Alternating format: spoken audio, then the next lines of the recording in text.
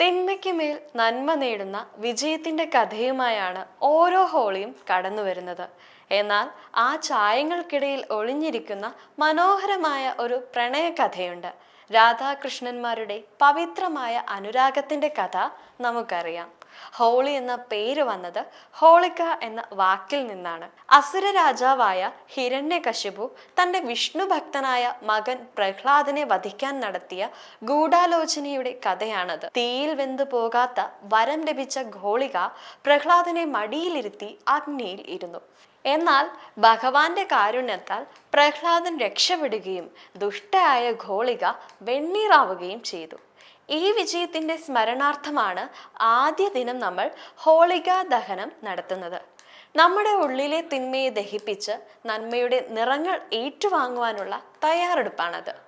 ഹോളിയെ വെറുമൊരു മതപരമായ ചടങ്ങിൽ നിന്ന് പ്രണയത്തിന്റെ വലിയൊരു ഉത്സവമാക്കി മാറ്റിയത് വൃന്ദാവനത്തിലെ ആ കുസൃതി കണ്ണനാണ്.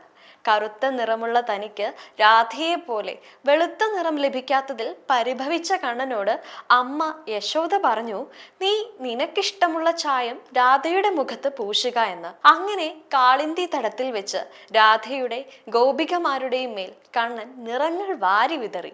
അന്ന് തുടങ്ങിയ ആ വസന്തോത്സവമാണ് ഇന്ന് ലോകം മുഴുവനും ആഘോഷിക്കുന്ന രംഗ് പഞ്ചമി. ഇന്നും വൃന്ദാവനത്തിലും മധുരയിലുമുള്ള ഹോളി ആഘോഷം കാണേണ്ട കാഴ്ച തന്നെയാണ്. അവിടെയുള്ളവർക്ക് ഹോളി വെറും ഒരു ദിവസമല്ല, അതൊരു വികാരമാണ്. ലഠ്മാർ ഹോളി മുതൽ പൂക്കൾ കൊണ്ടുള്ള ഹോളി വരെ നീളുന്ന ആഘോഷങ്ങൾ. ജാതിയും മതവും ഭാഷയും അതിർവരമ്പുകളില്ലാതെ മനുഷ്യർ പരസ്പരം കെട്ടിപ്പിടിക്കുകയും നിറങ്ങൾ ചാലിക്കുകയും ചെയ്യുന്നു. രാധയും കൃഷ്ണനും പകർന്നു നൽകിയ ആ സാർവത്രിക സ്നേഹമാണ് ഓരോ ഹോളി ആഘോഷത്തിലും നമ്മൾ ഇന്നും കാണുന്നത്. നമ്മൾ ഉപയോഗിക്കുന്ന ഓരോ ചായത്തിനും ഓരോ അർത്ഥമുണ്ട്. ചുവപ്പ് സ്നേഹത്തിൻ്റെയും ഊർജത്തിൻ്റെയും അടയാളമാണ്. മഞ്ഞ സന്തോഷത്തെയും സമാധാനത്തെയും സൂചിപ്പിക്കുന്നു. പച്ച സമൃദ്ധിയുടെയും പുത്തൻ തുടക്കങ്ങളുടെയും പ്രതീകമാണ്. ഈ നിറങ്ങൾ നമ്മുടെ മുഖത്ത് മാത്രമല്ല, നമ്മുടെ ജീവിതത്തിലും പ്രതിഫലിക്കണം.